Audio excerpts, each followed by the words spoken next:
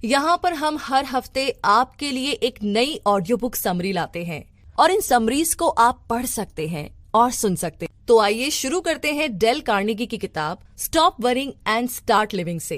कहने का मतलब ये कि जरा सोचकर बताइए वो कौन सी बात है जो इस टाइम आपको बहुत परेशान कर रही है। वो चाहे जो भी बात हो, जो भी चीज हो, मगर ये जो आपकी टेंशन है ना, ये आपको जीने नहीं दे रही, आपको अपने अपनों से बहुत दूर कर रही है। इवन आपकी सक्सेस और खुशियां भी आपसे छीन रही है। तो क्या आप वाकई में जिंदगी भर टेंशन में रहना चाहते हैं या फिर खुलकर के अपनी जिंदगी को जीना चाहते हैं? वैसे आप जो चाहते हैं एग्जैक्टली इस किताब में आपको ऐसे ही इफेक्टिव तरीके मिलेंगे जो आपको हर प्रॉब्लम से छुटकारा दिला देंगे। जैसे कि आपकी आदत है कि आप हमेशा पुरानी बातों का पछतावा करते रहते हैं या फिर हमेशा फ्यूचर की चिंता में डूबे रहते हैं, और कभी कभी तो लोग इतनी ज्यादा टेंशन ले लेते हैं कि वो अपने प्रेजेंट को ही भूल जाते हैं। क्या आपको वाकई लगता है कि आप एक भरपूर जिंदगी जी रहे हैं? जरा सवाल कीजिए अपने आप से और आपका जवाब आ रहा है कि ऐसा नहीं है, लेकिन आप वाकई में जिंदगी को जिंदा दिली के साथ जीना चाहते हैं। तो बस हर दिन को भरपूर तरीके से जिए। कहने का मतलब ये कि स्प्रिंग के सुहाने दिन में एक यंग मेडिकल स्टूडेंट अपने फ्यूचर के बारे में सोच रहा था। क्या वो फाइनल एग्जाम पास कर पाएगा? स्कूल खत्म होने के बाद उसे कहाँ जाना चाहिए? आखिर कैसे वो अपने करियर को शुरू करेगा? वो लड़का यही सब सोच रहा था तो उसके हाथ में एक किताब थी जिसे वो उस टाइम पढ़ रहा था कि तभी उसे उसमें लिखे ऐसे 21 वर्ड्स मिले, ऐसे 21 शब्द मिले जिन्हें पढ़कर के वो इंस्पायर हो गया। और आने वाले टाइम में वो मेडिकल स्टूडेंट अपनी जनरेशन के सबसे सक्सेसफुल डॉक्टर्स में से एक था। जी हाँ, उसने famous John Hopkins medical school को लीड किया और ऑक्सफोर्ड यूनिवर्सिटी का एक बहुत ही रिस्पेक्टेड प्रोफेसर बना।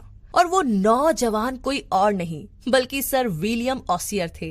जो 21 शब्द सर विलियम ने पढ़े वो कुछ यूं थे: दूर जो धुंधला दिखाई दे रहा है उसे देखना हमारा मेन काम नहीं है, बल्कि जो क्लियरली हमारे हाथ में है उसे देखना है। तो इसका क्लियर मतलब यही है कि हम उन कामों या टास्क पर ज्यादा फोकस करें जो हमें अभी करने हैं, बजाय इसके कि हम फ्यूचर के बारे में टेंशन ले। तो सर विलियम ने येल यूनिवर्सिटी में एक स्पीच दी थी जिसमें उन्होंने स्टूडेंट्स को डे टाइम कंपार्टमेंट में रहने के लिए एनकरेज किया। तो सोचिए कि आप अपने पास्ट के दरवाजे को लॉक कर सकते हैं, फिर आप अपने फ्यूचर के दरवाजे को भी लॉक कर लेते हैं। तो अब आपके हाथ में जो बचेगा वो सिर्फ है आपका प्रेजेंट, यानी कि आपका आज और अभी। डे टाइट कंपार्टमेंट का मतलब है हर एक दिन के हिसाब से जीना। खुद को अलाउ करे कि आप सिर्फ उस चीज के बारे में सोचे जो उस टाइम आपके सामने मौजूद है। अपने दिमाग को पास्ट या फ्यूचर में ना भटकने दे। सर विलियम का ये मतलब नहीं था कि आप फ्यूचर के बारे में बिल्कुल भी ना सोचे, मगर उसको लेकर के फिक्र करने की बजाय अपनी सारी एनर्जी आज के टास्क में लगाएं तो ज्यादा फायदेमंद है। जो भी करे उसे पूरे दिल से करे, अपना बेस्ट दे, बस यही आपको करना है। फिर तो आपका फ्यूचर बढ़िया ही होगा, राइट? तो एक लाइन और दिमाग में रखे कि सैंड का एक दाना यानी कि रेत का एक दाना एक टाइम में, एक टास्क एक दिन में। हम अपने पास्ट और फ्यूचर के बीच में खड़े रहते हैं। पास्ट एक लंबी हिस्ट्री है और फ्यूचर तो बहुत ही बड़ा है, किसी ने भी इसे देखा नहीं है। और हो सकता है कि हम इतनी लंबी जिंदगी ना जी पाए, तो फिर क्या फायदा कि गुजरे हुए और आने वाले टाइम के बारे में सोच सोच करके परेशान हो जाए। हमें फिक्र करनी चाहिए तो सिर्फ आज की। दिन रात फिक्र करने से बहुत से लोग बीमार भी पड़ जाते हैं। ऐसे लोग नर्वस ब्रेकडाउन या फिर एक्सट्रीम बॉडी पेन के शिकार होते हैं। तो इससे तो अच्छा है ना कि हम उन कामों पर ध्यान दें जो हमें आज करने हैं। सुबह उठने से लेकर के रात को सोने तक हमें बस अपने आज में जीना चाहिए। इससे नींद भी अच्छी आएगी और आने वाली सुबह भी ना एकदम फ्रेश होगी। जैसे कि अगली कहानी आपको ये अच्छे से समझाएगी कि क्यों आज पर फोकस करना जरूरी है। एक्चुअली मिशिगन की जो मिसेस ई के शील्ड्स थी ना, उन्हें सुसाइड करने की नौबत तक आ गई थी। तो तभी उन्होंने अपने आज में जीने की इम्पोर्टेंस को समझा। अपने पति की मौत के बाद वो गरीबी झेल रही थी और काफी ज्यादा डिप्रेस्ड हो गई थी। मिसेस शील्ड्स किताबें बेचने के अपने पुराने धंधे पर लग गई। उसे लगा कि काम करने से शायद उसका मन बहल जाएगा, मगर ये जो अकेलापन होता है ना, एक बीमारी की तरह होता है जो धीरे धीरे आता है। अकेले खाना खाना, अकेले ड्राइव करना, बस यही अकेलापन उसे अंदर ही अंदर खाए जा रहा था। ऊपर से कोई भी स्कूल उसकी किताबें खरीदने को तैयार ही नहीं था। उसे कहीं भी सक्सेस नजर ही नहीं आ रही थी। और जब जीने की कोई वजह ना लगे तो इंसान टूट जाता है। और मिसेस शील्ड्स उस टाइम पूरी तरीके से होपलेस हो चुकी थी। तंग आकर के उसने अपनी जान देने की ठान ली। मिसेस शील्ड्स को कार पेमेंट और रूम रेंट का भी इंतजाम करना था। उसे लगने लगा था कि शायद उसे खाने के भी लाले पड़ जाएंगे। अगर बीमार पड़ी तो डॉक्टर की फीस कहाँ से लाएगी। मतलब जो एक चीज मिसेस शील्ड्स को सुसाइड करने से रोक रही थी वो सिर्फ ये थी कि अगर वो मर जाएगी तो उनकी बहन को बहुत दुख होगा और वो बेचारी फ्यूनरल का खर्चा तक नहीं उठा पाएगी। फिर अचानक से मिसेस शील्ड्स की नजर एक आर्टिकल पर पड़ी और इसे पढ़कर के उन्हें जीने की हिम्मत मिली। उस आर्टिकल में लिखी थी एक लाइन, समझदार आदमी के लिए हर एक दिन नया होता है। बस उसने वो आर्टिकल वहीं पर टांग दिया जहां रोज उस पर नजर पड़ सके। उसने अब अपने पास्ट को भूल करके और आने वाले कल की फिक्र को छोड़ करके आज में यानी कि प्रेजेंट में जीना सीख लिया था। मिसेस शील्ड्स रोज सुबह उठ करके खुद को ये रिमाइंड कराती थी कि आज एक नई जिंदगी की शुरुआत है। मिसेस शील्ड्स अपनी गरीबी और अकेलेपन के डर से बाहर आ पाई। उसने खुशहाल और पॉजिटिव तरीके से जीना सीख लिया था। उसका हर दिन अब बेहतरीन गुजरने लगा क्योंकि वो बस अपने आज को जीने लगी थी। बस एक बात उसने अपने दिमाग में रखी कि समझदार आदमी के लिए हर दिन एक नई जिंदगी है। तो हम क्यों अपने प्रेजेंट से इतना दूर भागते हैं? क्यों हम हमेशा फ्यूचर के सुहाने सपने देखते हैं और आज की खुशियों को क्यों नजरअंदाज कर देते हैं? क्योंकि जिंदगी की सारी खुशियां तो सिर्फ और सिर्फ हमारे प्रेजेंट में है और वही बनता है हमारा फ्यूचर और पास्ट। वैसे आपको याद है जब हम बच्चे थे तो जल्दी से बड़ा होना चाहते थे और जब बड़े हो जाते हैं तो शादी करने के सपने देखते हैं और फिर एक दिन हमारी शादी भी हो जाती है। तब हम रिटायरमेंट के सपने देखने लगते हैं और जब फाइनली रिटायरमेंट का दिन आता है तो हमें महसूस होता है कि हमने कितना कुछ खो दिया। जिंदगी जिसे हम देर से समझते हैं एक्चुअली में हर दिन हर पल को जीने का नाम है। जी हाँ, एक पुरानी रोमन कहावत है कार्पे डाइम, जिसका मतलब है दिन को भरपूर जियो। आप अपनी जिंदगी के चाहे किसी भी मोड़ पर हो, किसी भी चौराहे पर हो, किसी भी गली मोहल्ले नुक्कड़ या दुनियादारी में कहीं भी हो, बस आप जहां भी हो इसे एंजॉय करो, इसे जियो जिंदा दिली के साथ। जिंदगी में जो भी आपको मिला है ना उसे सराहो, उसकी तारीफ करो, उसे अप्रिशिएट करो, ना कि पास्ट की फिक्र करो और फ्यूचर की। बस उस पर फोकस करो जो आज करना है, अभी करना है। क्योंकि जो ये पास्ट है ना ये आपको बस उदास करेगा। जो भी बुरी यादें हैं, रिग्रेट्स हैं, उन सबको पीछे छोड़ दो। जो हो गया उसे भूल जाओ। और जहां तक फ्यूचर की बात है तो आने वाले कल में तो कई सारी बातें हो सकती है। अब आपके फिक्र करने से तो कुछ होने वाला नहीं। हाँ, मतलब हो जाए तो चलो हम सब मिलकर के फिक्र करें, लेकिन एक्चुअली में ऐसा कुछ नहीं होता है भाई। जो होना है वो तो होकर रहेगा। तो आप आज के बारे में सोचिए, आज आपको क्या टास्क करने हैं, अभी इस वक्त आप कहाँ पर है। अपने आज को अप्रिशिएट करें। हर रोज एक नई जिंदगी जिए। जो 24 घंटे आपको मिले हैं ना सिर्फ उन पर फोकस करें और ये देखें कि इन 24 घंटों को आप कैसे बेहतरीन बना सकते हैं। क्या आप ये 24 घंटे सिर्फ टेंशन में गुजारेंगे या फिर इन्हें आप अपने करियर, अपने करीबी लोगों और जिंदगी की खुशियों को अप्रिशिएट करने में बिताएंगे? वैसे जवाब आपके पास है और इसे करना कैसे है यही इस समरी में आप जान रहे हैं। तो आप देखेंगे कि कैसे हर एक दिन भरपूर जी करके आपको जिंदगी से कितना कुछ मिल सकता है। आप हर पल का मजा लेंगे और अपने हर टास्क पर पूरा फोकस कर पाएंगे। जैसा कि सर विलियम ने कहा है कि जितनी भी सक्सेस मुझे मिली है उसका सारा का सारा क्रेडिट मैं फ्यूचर की फिक्र छोड़कर अपने आज के टास्क को पूरा करने की पावर और अपना बेहतरीन करने की कोशिश को देता हूँ। तो इसी के साथ थोड़ा आगे बढ़ते हैं और जानते हैं अगली कहानी के बारे में, जिसमें महान विलियम वुड अपनी पत्नी को बर्तन साफ करता हुआ देख करके बेफिक्र जिंदगी को जीना सीख गए थे। जी हाँ, एक्चुअली बात ऐसी है कि महान विलियम वुड पेट के बहुत ही जानलेवा दर्द से परेशान रहते थे। उन्हें इतना ज्यादा दर्द होता था कि वो रात में सो ही नहीं पाते थे। एक्चुअली में उनके पिता की स्टमक कैंसर से मौत हो गई थी। तो महान वुड को लगता था कि उन्हें भी शायद यही बीमारी है।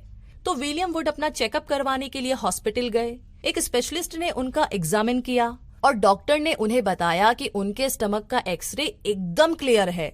उसने उन्हें कुछ दवाइयां लिख दी जिससे कि उन्हें आराम आ जाए और चैन से वो सो सके। वैसे डॉक्टर ने एक बात और कही कि उनके स्टमक पेन की वजह उनका इमोशनल स्ट्रेस है। जी हाँ, महान विलियम वुड बहुत ही ज्यादा बिजी रहते थे। उन पर हमेशा अपने टास्क को फिनिश करने की धुन सवार रहती थी, जिससे कि वो आराम नहीं कर पाते थे। वो हमेशा जल्दी में रहते थे और ऑंशियस और टेंस फील करते थे। एक टाइम में उनके दिमाग में हजारों बातें आती थी। फिर उन्होंने अपने डॉक्टर की एडवाइस को फॉलो करना शुरू कर दिया। उन्होंने हर जिम्मेदारी अपने सर लेने की आदत छोड़ दी और अब वो हर मंडे आराम करने लगे थे। एक दिन हुआ यूं कि अपनी डेस्क को साफ कर रहे थे वो, जिसमें उन्हें कुछ ऐसे नोट्स और इम्पोर्टेंट पेपर मिले जो कि अब काम के नहीं थे। तो एक एक करके विलियम ने वो सारे के सारे पेपर डस्टबिन में फेंक दिए। तभी उन्हें एक आइडिया आया कि जैसे वो वेस्ट पेपर को डस्टबिन में फेंक रहे हैं, उसी तरह बीते हुए कल की हर प्रॉब्लम को तोड़ मरोड़ कर अपनी जिंदगी से बाहर फेंका जा सकता है। अपने पास्ट का बर्डन लेकर चलने का कोई फायदा नहीं है। अच्छा होगा कि उसे भी किसी रद्दी पेपर की तरफ फेंक दिया जाए। एक दूसरे मौके पर विलियम वुड ने देखा कि उनकी पत्नी बर्तन साफ करते हुए कुछ गुनगुना रही है। तो उन्होंने खुद से कहा कि देखो, तुम्हारी बीवी कितनी खुश लग रही है। हमारी शादी को 18 साल हो गए हैं और वो इतने सालों से बर्तन धो रही है। विलियम ने सोचा कि अगर उनकी बीवी को ये पहले ही पता होता कि शादी करने के बाद उसे इतने सालों तक बर्तन धोने पड़ेंगे, तो वो ना शायद कभी उनसे शादी नहीं करती। महान विलियम वुड को रियलाइज हुआ कि उनकी बीवी को ये काम जरा भी बुरा नहीं लगता, क्योंकि वो हर रोज के हिसाब से बर्तन धोती है। उसके कल के गंदे होने वाले बर्तनों की फिक्र आज नहीं करती और ना ही वो उन बर्तनों के बारे में सोचती है जो उसने कल साफ किए थे। तो उन्हें एग्जैक्टली समझ में आ गया कि उनकी बीमारी की वजह यही है कि वो हर काम तुरंत पूरा करने की कोशिश में लगे रहते हैं। वो दरअसल कोशिश कर रहे थे कि आज के बर्तन, पिछले दिन के बर्तन और आने वाले कल के बर्तन, जो कि अभी गंदे हुए भी नहीं है, उन सबको ना वो आज ही साफ कर ले किसी भी सूरत में। और यही विलियम वुड की सबसे बड़ी गलती थी जो उन्हें रियलाइज हुई। वो दूसरों को हमेशा सही ढंग से जीने की नसीहत देते थे, मगर खुद अमल करना भूल जाते थे। महान विलियम वुड ने जब अपना रूटीन चेंज किया तो उन्हें नींद भी बढ़िया आने लगी और उनका स्टमक पेन भी अचानक से गायब हो गया था। तो ये याद रखिए कि हर दिन को उस दिन के हिसाब से जिए, क्योंकि जब आप बीते हुए और आने वाले टाइम का बर्डन लेकर चलेंगे तो होगा कुछ नहीं, बस आपकी बॉडी सफर करेगी और लास्ट में आपके हाथ में कुछ नहीं लगने वाला। ये तो शायद आप इस कहानी से जान ही गए होंगे। तो आइए आगे बढ़ते हैं अगली कहानी की तरफ, जो कहती है कि जो ये वक्त है ना, ये हर चीज का मरहम है। वैसे ये लाइन हमने बहुत बार सुनी है। जानते हैं कि ये कहानी हमें क्या बताना चाहती है। तो होता यूं है कि लुइस मोंटेन जूनियर को लगता था कि उन्होंने अपनी जिंदगी के 10 साल खो दिए हैं और वो टाइम था उनकी 18 से 28 की उम्र का। लुइस को ऐसा इसीलिए लगता था क्योंकि वो तब हर चीज की फिक्र करते थे। अपनी जॉब, परिवार, हेल्थ और कई तरह की इनसिक्योरिटीज उन्हें थी, जबकि वो टाइम उनकी जिंदगी का सबसे बेस्ट टाइम हो सकता था, मगर उन्होंने उसे टेंशन में खो दिया। लुइस नए लोगों से मिलने से कतराते थे। उन्हें एक तरह का इनसिक्योरिटी कॉम्प्लेक्स था। उनकी यही इनसिक्योरिटी उनकी जिंदगी को छीन रही थी। उन्होंने 3 जगह जॉब के लिए अप्लाई किया था और तीनों जगह से वो रिजेक्ट हुए थे, क्योंकि उनमें इतना कॉन्फिडेंस तक नहीं था कि वो अपने एम्प्लॉय को अपनी खूबियां बता सके। और तब कहीं जाकर एक दिन उनके साथ कुछ ऐसा हुआ जिसने उनकी पूरी जिंदगी को बदल कर रख दिया।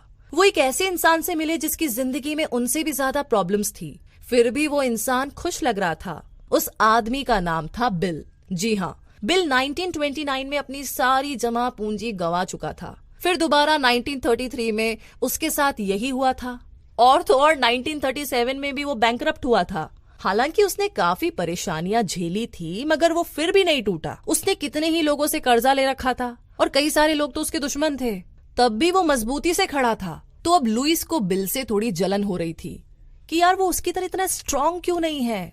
बिल ने ना लुइस को अपना सीक्रेट बताया। उसने कहा कि अगली बार जब भी कोई बड़ी मुसीबत आए तो पेपर की एक शीट और एक पेंसिल अपने पास रखे। जो भी प्रॉब्लम उसे फेस करनी पड़े, बस उसकी डिटेल ना उस पेपर में लिखने के बाद वो उसे अपने डेस्क की किसी ड्रॉअर में डाल दे। 2 हफ्ते के बाद फिर से वो पेपर पढ़े। जो तुमने उस पेपर में लिखा था, अगर वो अब भी तुम्हें तंग कर रहा है तो वापस उसे फिर से 2 हफ्ते के लिए ना ड्रॉअर में डाल दो। आपकी परेशानियों वाली वो लिस्ट अभी भी ड्रॉअर के अंदर है, मगर इस बीच आपके आसपास काफी कुछ बदल गया होगा।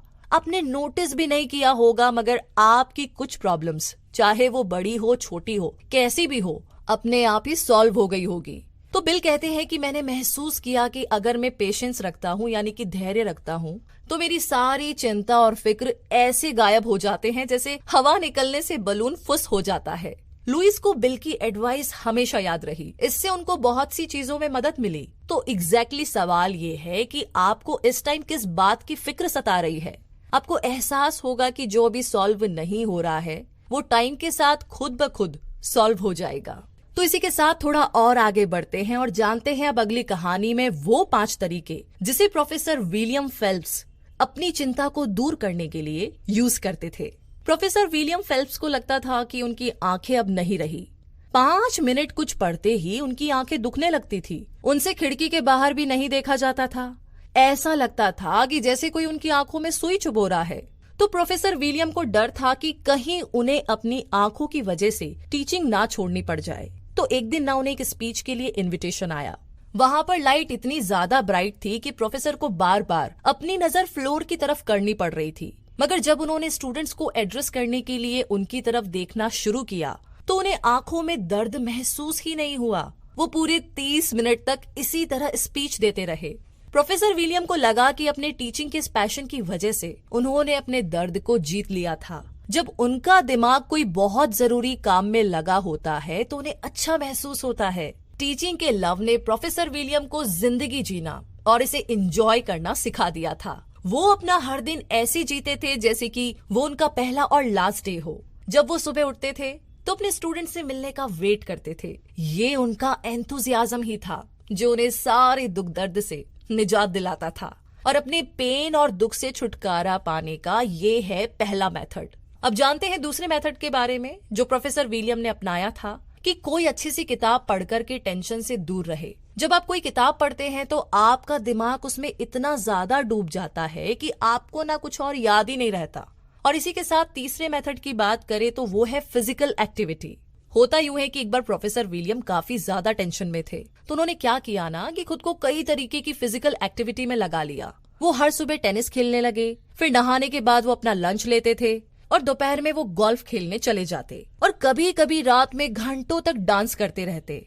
तो उन्होंने महसूस किया कि जब उनकी बॉडी पसीना बहाती है तो दिमाग से ऑटोमेटिकली सारी परेशानियां गायब हो जाती है। और इसी के साथ आगे जो चौथा मेथड है वो ये है कि खुद को किसी भी तरह के प्रेशर और जल्दीबाजी से हमेशा दूर रखे। ये बहुत मुश्किल होता है लेकिन प्रोफेसर विलियम को कनेक्टिकट के फॉर्मर गवर्नर विल्बुर क्रॉस से एक एडवाइस मिली। मिस्टर क्रॉस ने उन्हें बताया कि कई बार मुझे एक ही साथ में काफी सारे काम करने होते हैं तो इससे ना मैं प्रेशर में आ जाता हूँ। तब उस टाइम में मैं क्या करता हूँ कि रिलैक्स बैठ करके बस अपना पाइप पीता रहता हूँ और कुछ नहीं। कहने का मतलब ये कि आप किसी ऐसे काम में अपने आप को बिजी कीजिए जो आपको अच्छा लगता है, कम से कम उस टाइम में जब आपको बहुत ज्यादा प्रेशर फील हो। तो टेंशन भगाने का प्रोफेसर विलियम का 5वां और लास्ट मेथड है ये याद रखना कि टाइम और पेशेंस यानी कि समय और धैर्य हर प्रॉब्लम को सॉल्व कर देता है। कोई भी मुश्किल आए वो उसे एक अलग सोच के साथ देखते हैं। प्रोफेसर विलियम खुद से कहते हैं कि 2 महीने हो जाने दो, फिर मैं इसकी परवाह नहीं करूंगा। तो भाई अभी क्यों करूं और अपना टाइम क्यों खराब करूं? क्या बात है। इसी के साथ अगली कहानी कहती है एक बार में एक काम भले आदमी। जी हाँ, तो होता यूं है कि एक बार पेनिसिल्वेनिया के एक हंटिंग क्लब में एक बूढ़ा तोता था। उसका पिंजरा दरवाजे के साथ लटका रहता था। जब भी कोई वहां आता तो तोता ये बोलता था एक बार में एक काम करो भले आदमी। वो बूढ़ा तोता बस यही रटता रहता था क्योंकि उसे यही सिखाया गया था। कहने का मतलब यही है कि आप पर चाहे जितनी भी रिस्पॉन्सिबिलिटीज हो, जितनी भी जिम्मेदारियां हो, फिर भी काम और कंपोज्ड रहने की कोशिश करे। एक एक करके ही अपनी हर रिस्पॉन्सिबिलिटी को पूरा करे। तो इसी के साथ अब जानते हैं अगली कहानी के बारे में जिसमें कैसे जॉन डी रॉकफेलर ने 45 सालों तक उधार की जिंदगी जी। कहने का मतलब ये कि 33 साल की उम्र में जॉन डी रॉकफेलर मिलेनियर बन गए। जब वो 43 साल के हुए उस टाइम तक उनकी company Stanford oil largest monopoly company बन चुकी थी। मगर 53 साल के होते होते उनका बिजनेस धीमा पड़ने लगा था। जॉन डी अपनी जिंदगी की ऊंचाइयों को छू लेते मगर उनकी हेल्थ गिरने लगी थी। डॉक्टर के हिसाब से ऐसा उनके लाइफस्टाइल की वजह से हुआ था। जॉन डी अपने बिजनेस की दिन रात फिक्र किया करते थे। उनके बाल गिरने लगे थे और कभी वो एक स्ट्रॉन्ग इंसान हुआ करते थे मगर अब काफी कमजोर हो गए थे। उनकी स्किन भी अब पीली पड़ने लग गई थी। जॉन डी के पास जरा भी फुर्सत नहीं होती थी। किसी भी शौक या आराम के लिए उनके पास टाइम ही नहीं था। बस पैसा कमाना ही उनका मकसद बन गया था, जिसकी वजह से हर टाइम प्रेशर और टेंशन में रहते थे। जॉन डी हमेशा खुद को ये रिमाइंड कराते थे कि शायद उनकी सक्सेस टेम्पररी थी। उनके बिजनेस पार्टनर जॉर्ज उन्हें सेलिंग के लिए इनवाइट करते, मगर जॉन डी कभी जाते ही नहीं थे। उनका वीकेंड भी ऑफिस में ही गुजरता था। वो हंसना भूल गए थे, सब उनसे डरते थे। जॉन डी किसी की भी अच्छाई नहीं देखते थे। और एक दिन वो भी आया जब उनकी मोनोपोली फेल हो गई। उनके राइवल्स पूरी पावर से वापस आ गए थे। उनकी ऑयल कंपनी ने जिन लोगों को अब्यूज किया था, वो सब अब चेंज की डिमांड कर रहे थे। धीरे धीरे जॉन डी की हेल्थ गिरती चली गई। उनकी रातों की नींद उड़ गई थी। वो ढंग से खा नहीं पाते थे। उनके डॉक्टर्स ने उन्हें उनकी सही हालत से वाकिफ करा दिया था। या तो वो कंपनी को चुन ले या फिर अपनी जिंदगी यानी कि अपनी हेल्थ को चुन ले। अगर वो रिटायर नहीं हुए तो 53 की उम्र में मर सकते थे और उनकी मौत का कारण होगा उनका डर, लालच और टेंशन। तो आखिरकार जॉन डी को अपनी कंपनी छोड़नी ही पड़ी। उनके डॉक्टर्स ने उन्हें फॉलो करने के लिए 3 हेल्थ के रूल्स बताए। पहला तो ये कि कभी भी टेंशन ना ले। जॉन डी को हर हाल में टेंशन देने वाली बातों से दूर रहना था।